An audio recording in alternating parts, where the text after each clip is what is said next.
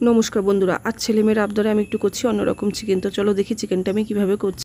আমি এখানে নিয়েছি 800 গ্রাম চিকেন। এটাতে আমি গোলমরিচ, লবণ আর একটা পাতিলেবু দিয়ে আমি 1 ঘন্টার মতন ম্যারিনেট করে নিয়েছি। এবার আমি একটা মশলা করে নেব।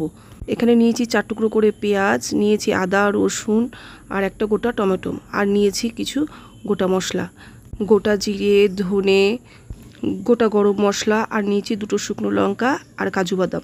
এবার আমি কড়াইতে সাদা তেল গরম করে নিয়ে আমি টমেটো, পেঁয়াজ, আদা রসুনটাকে একটুখানি ভেজে নেব। ভাজা হয়ে গেলে এবার দিয়ে দেবো ওই যে গোটা মশলাগুলো ছিল সেগুলোকে দিয়ে দেবো। মশলাগুলো ভাজার সময় কিন্তু আমি সামান্য লবণ দিয়েছি, দিয়ে একটু সামান্য লাল করে ভেজে নেব। ভাজা হয়ে গেলে মশলাটা ঠান্ডা করে আমি মিক্সারে পেস্ট করে নেব। মশলাটা মিক্সারে পেস্ট হয়ে গেলে আমি কড়াইতে দিয়ে দেবো সাদা তেল। তেলটা গরম হয়ে গেলে এবার আমি দিয়ে দেবো আগের থেকে ম্যারিনেট করা চিকেনটা আমি একটু সুন্দর করে লাল লাল করে ভেজে নেব। চিকেনটা কিন্তু মিডিয়াম আঁচে ভাজতে হবে। এবার ভাজা হয়ে গেলে ওই কড়াইতে দিয়ে দেবো সামান্য ঘি আর কিছুটা পরিমাণে সাদা তেল। এবার আগের থেকে যে মশলাটা আমি পেস্ট করে রেখেছিলাম সেই মশলাটা আমি দিয়ে দিলাম। দিয়ে এর মধ্যে দিয়ে দিচ্ছি সামান্য পরিমাণের লবণ।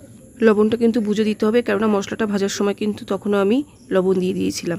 এবার আমি দিয়ে দেবো সামান্য পরিমাণে চিনিটা দিয়েও আমাকে ভালো করে কষাতে হবে। কষানোর পর আমি দিয়ে দিচ্ছি এখানে কাসুরি মেথি দিয়ে আমি ভালো করে একটু কষিয়ে এবার আগের থেকে ভাজা চিকেনটাকেও আমি দিয়ে দিচ্ছি।